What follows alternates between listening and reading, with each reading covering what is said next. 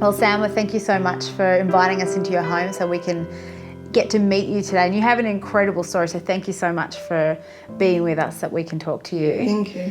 So tell us about your life. Tell us about your disability. Okay, I am the youngest out of 4. My parents came from the Middle East. I was born here in Australia. I was born with the umbilical cord wrapped around my neck, so I was born blue with very, very little oxygen. And I was placed in the humidity crib, and that's where the damage was caused on my eyes from the strength of the humidity crib. How did they react to your disability? I was teased and tormented quite a lot. I was ridiculed, I was put down. Yeah, I wasn't treated the way you would treat a human being. Obviously, that would have put you in a position where you didn't have a lot of hope in your life.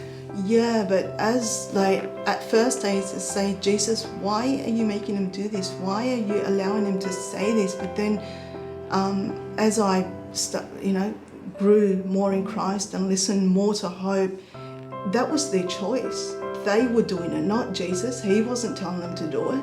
He wasn't telling them to say it. And so, yeah, I just grew and understood how God works, or as much as I can know. And the contrast of that, of course, there's the hope in Christ. When did that become a real thing for you? I wasn't hearing the kindest of words from those that were supposed to love me. Hearing really unkind things, and then just going to my radio, turning on hope, listening to lovely, kind words that every human should be hearing. And then just really clinging to the radio station, clinging to the words, clinging to the music. And that's what would keep me going for the next day. What does hope mean to you now? Hope literally brought me back from death. So I feel like I owe it so much. It means the world to me.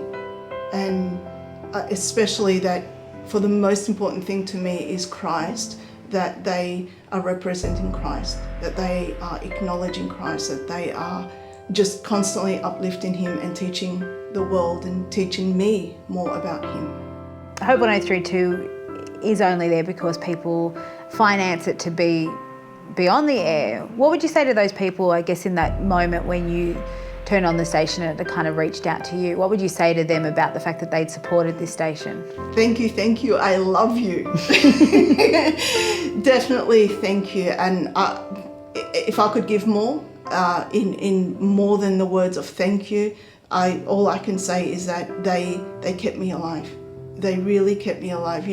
As doctors, keep people alive and help people, the donors, the donators have kept me alive. What does life look like for you moving forward then? Amazing. I have Claire. I live in my own home. I have work. I have hope. I have a future. Salma, it is such a pleasure to meet you and have you welcome us into your home and meet your beautiful dog Claire as well. Thank you for sharing your testimony with us today. Thank you so much.